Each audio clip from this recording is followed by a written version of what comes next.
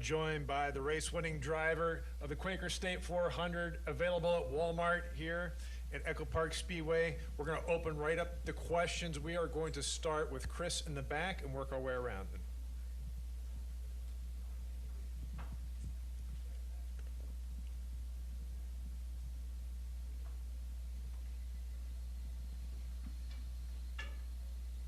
Hey Chase, I'm Chris Gollin with MotorStardom.com. First off, congratulations on the win. I wanted to know how it felt tonight hearing number one, the reaction from the crowd after 44 races without getting to hear him do that. The chanting, Chase, Chase, Chase. I mean, what does it mean to you personally that even after 44 races without winning, you're still the guy, you're still the face of the sport, you're still the only one that can get the crowd like this?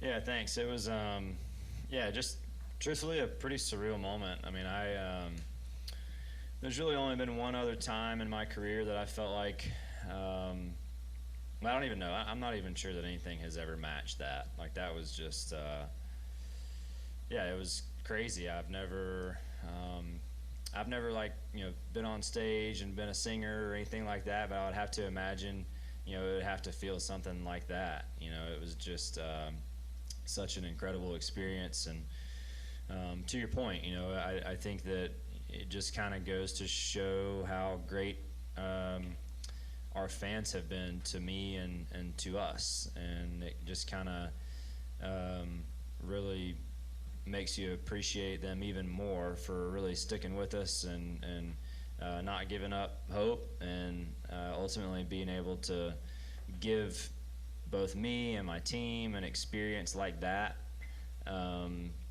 because of their determination and unwillingness to quit on us is really cool. So just, grateful to have experienced that, something I'll remember for the rest of my life.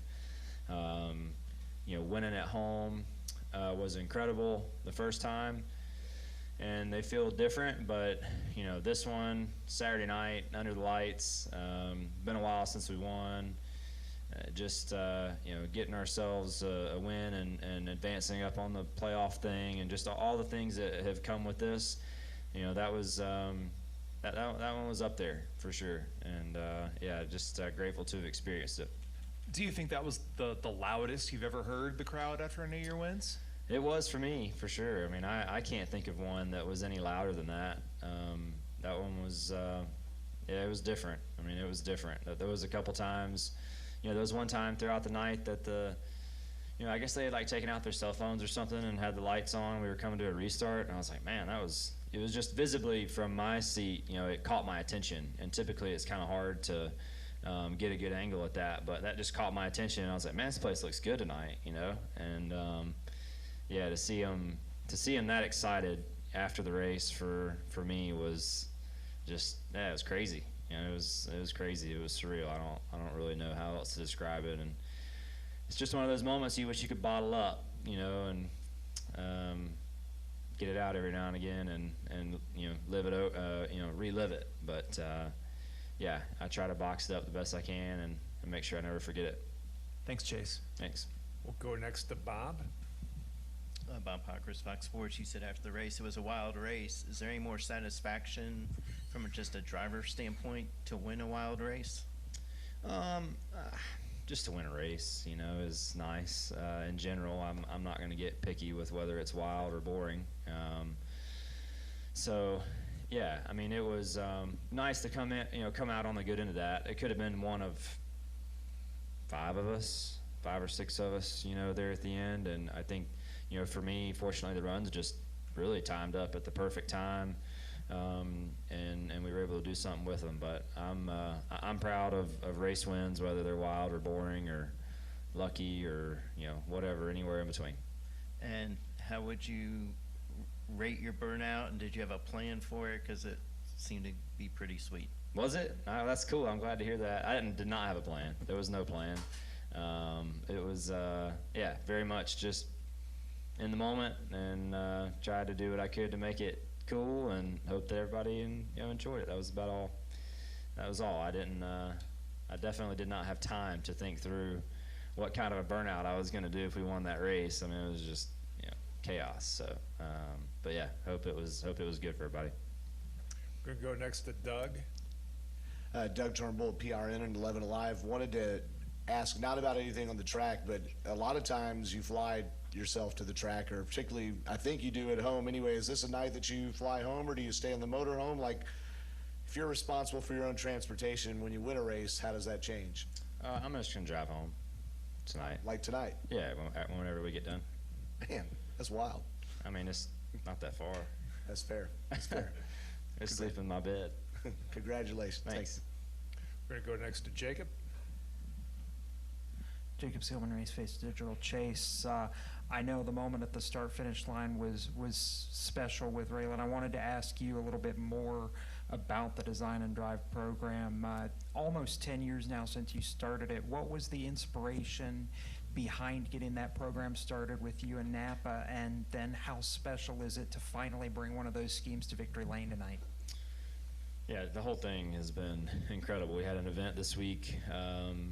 It was the 9th year of Design to Drive, and we felt like there's been a lot of influential people that have made that foundational effort what it has become today.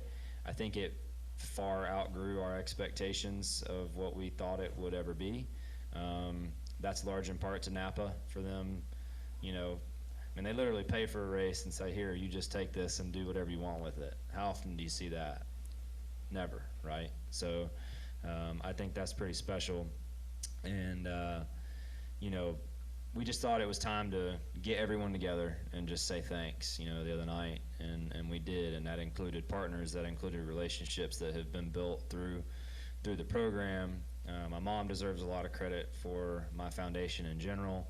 And kind of getting that going in some of her relationships with Choa, and really just kind of to get the ball rolling, and since then it has become very much a team effort, and to grow in this to be what it is. It started off as a shoe program that we auctioned off. All 4 Hendrick drivers wore them, and then Napa got involved, and when they got involved, that really allowed us to take the whole designing process to another level and really get a lot more engagement in it and through it. So just incredible. Raylan and her family were just amazing people, and I'm always inspired by those stories and the things that you hear her say, and the things that motivate her, I think, are things that should be contagious to all of us, and lessons that can be taken in anyone's life. So grateful to have her here. I told her this is not normal, so make sure you enjoy this, and as much as she could, because those types of moments and just all the stars aligning, that stuff doesn't happen every day, and I recognize that, and I try to cherish that stuff, because it's just hard to come by. What kind of impact do moments like that have on you as a person, getting to work with kids like those at Children's of Atlanta? I mean, are those the kind of moments that just let you step back and give you that perspective of how many other things are bigger than the sport? Yeah, I mean, I think there's a lot of things bigger than the sport, and that's certainly a great reminder. Being one of them. But like I said, I mean, just those, so many of those kids have had just extremely tough roads, and and it's no fault of their own, right? And it's important to recognize too, it's not just the individual, it's the entire family, right? And Raylan brought her brother out, and she was just excited to have him out here, because she said that he's missed so many things because of me, that I want him to go and have fun, right? So I think that those types of moments are just important to recognize the type of attitude that it takes to endure those journeys as a family unit and to not break apart. Just a lot of good lessons and all that stuff, and grateful to have witnessed it, and to have lived tonight with them, and hopefully give them a day that they'll never forget. Okay, we're gonna go all the way to the back, and then we'll come up front to Jordan. Chase, congratulations on the win. I know there was debate towards the end of the first stage whether to pit or not or stay out. When you look up and saw the chaos and melee in the back view mirror, did that kind of reassure you all made the right decision? I mean, hindsight's always 20/20, right? Like, of course, yeah, you very well could have been caught up in that crash, but the crash doesn't happen, and maybe the calls that ended up pitting those guys work out. So I don't. And your play those mom games. had a special four-legged friend in Victory Lane for you. How cool was Yeah. it to have your dog here in Victory Lane? Yeah, it was awesome. That was his first win, so he got to experience a dub here in Atlanta. So that was pretty cool. He's a great dog. I don't take him a ton. Obviously it's kind of hard to travel with a big Doberman, but he's been a good pup, and really cool to have him in Victory Lane, and have some pictures with him there. Thank you. Yep. Go next to Jordan, and then the Wolfgang. Jordan Bianchi, The Athletic. You kind of touched on it a little bit, but amid this winless streak, right, do you kind of find yourself appreciating the wins more often because you realize, they don't always come in bunches like they sometimes do? Yeah, I mean, I think there's definitely been lessons, throughout that certainly have made me enjoy them. But truthfully, I was already to a point, even before, Texas or the road to that, or even the road to tonight, that I think I knew that, to a pretty large degree, and truthfully, I think the road to one was long enough and there had been enough close calls and enough just gut-wrenching losses in all those second places that led to Watkins Glen that, fortunately, I think that I got a pretty good taste of that, or unfortunately, however you want to look at it, but I got a pretty good taste of it early on. So, that, I don't think that has necessarily bothered me. I just want to be competitive, and it's like I've told you guys before. I think that for me, satisfaction and showing up on a weekend is, were we relevant, or were we in contention? Did we actually have a shot?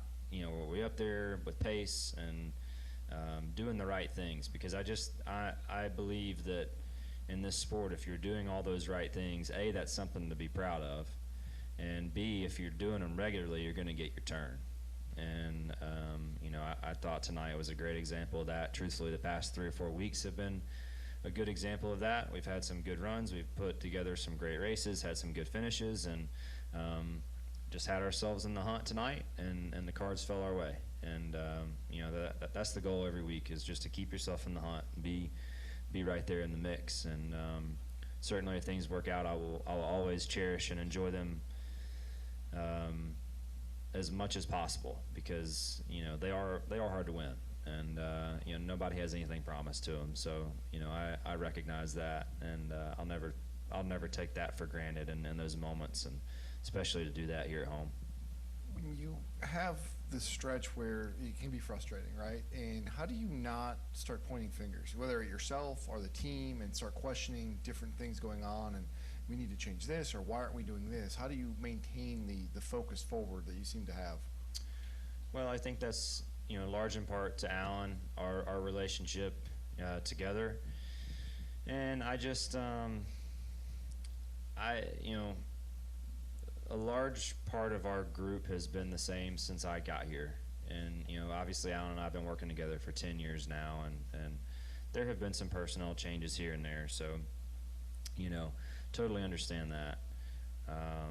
But when you climb and, when you're fortunate enough to climb the mountain and to be able to stand at the top of the mountain with someone, that's an incredible achievement, right? And that's something that he and I will always cherish and remember, and we did that together, right? And, since then we have, failed to climb that mountain, again, like we want, and we've fallen off of it a few times. And for me, it's really, really important to climb that mountain with the same people that we did the first time, and know that we never quit on each other. That's just a really important piece of the puzzle for me. I'm not sure it would really even feel the same if we all jumped ship, And, I alluded to it on TV earlier, but I'm just really proud of all of our guys for not doing just that and just showing up every week and having great attitudes and just doing everything in their power to put the car and the product on the racetrack that they do in the car, the effort they put in going over the wall, the way Alan brings intensity to the racetrack and calling races, to meetings, to making sure he's getting everything out of me. Like, it's just all right there. And we have such a good group and a good, talented group of people that are really driven and motivated, and good people away from the racetrack too, that it's just, you can't quit on that. We go to Wolfgang, then to Dustin, my man the Braves hat back there. Chase, first of all, congratulations. 2 questions.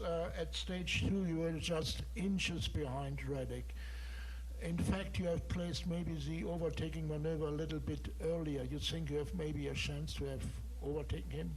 Got him? Maybe. I mean, I tried. I tried my best. I came up short. Yeah. So I don't know. What do you want me to do? Try again?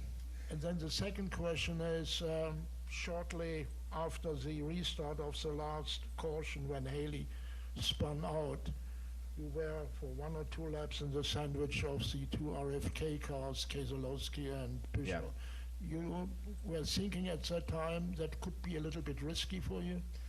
I mean, certainly the numbers were not in my favor at that point, and I knew that.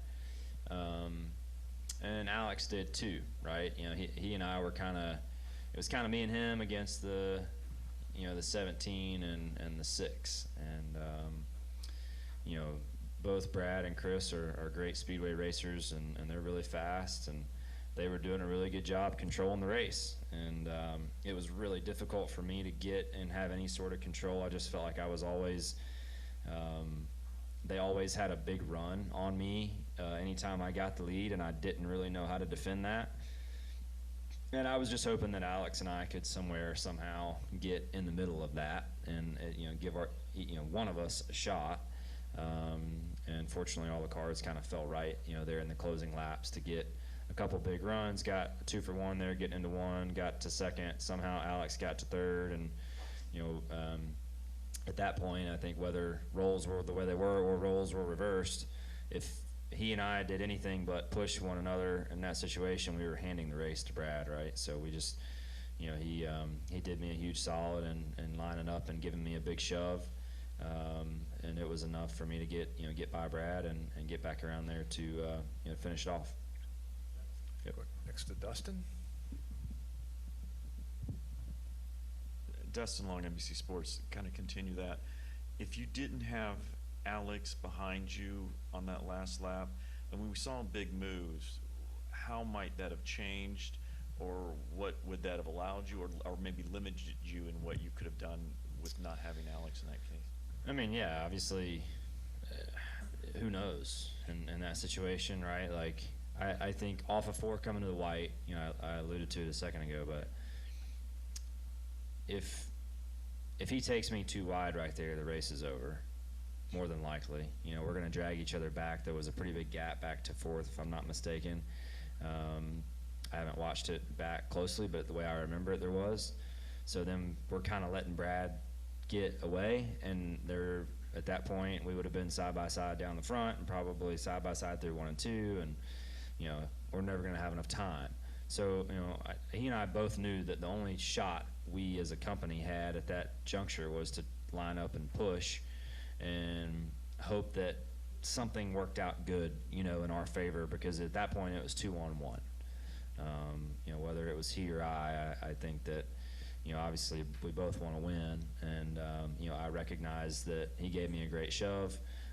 I recognize that he took his run on Brad too to try to get himself to 2nd, which ultimately helped me as well. Those are all things that I remember, and we'll do everything we can do to try and bring fast cars over the course of the next number of weeks, and hope those guys can get a win. I think they deserve it. They've been fast. He's had a terrible run of luck, I feel like, over the last month. So it'd be nice to see him grab a win and get in. there at the back. Yes, Al Romero, Southern Race Week Radio. Congratulations, Chase, on the win. Thanks. Let me ask you this. We saw a lot of emotion after your win there, and you went into the crowd and celebrated with them, something we don't rarely see you do when you win. Where does this win stack up in the wins you've had in your career in the Cup Series?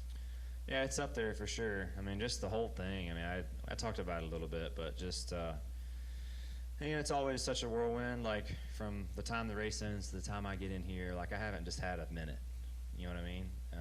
And sometimes it takes a minute. And, to Doug's point, I'm going to get to drive home, and I get to have a minute to myself, and I'm looking forward to that. And I'll probably have a better answer for you, later on. But tonight was really special, I can tell you that. And just the way the stars aligned and everything that went into the deal, and having the Mills family here, and a lot of people from Napa Genuine Parts and Cox Automotive with Kelly Blue Book, and just Coca-Cola.